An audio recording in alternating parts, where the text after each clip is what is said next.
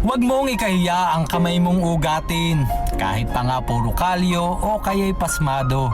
Ito ang magpapatunay na hindi madali ang buhay.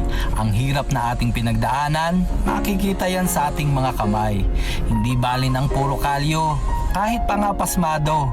Kung pangangailangan ng pamilya ay naibibigay mo.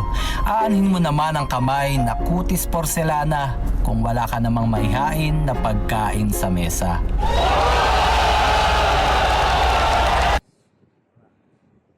Head level dito, mga 40 ang taas. Para maganda pa rin yung buka niya. Papunta po. Yan. Dalawang AC dito sa taas.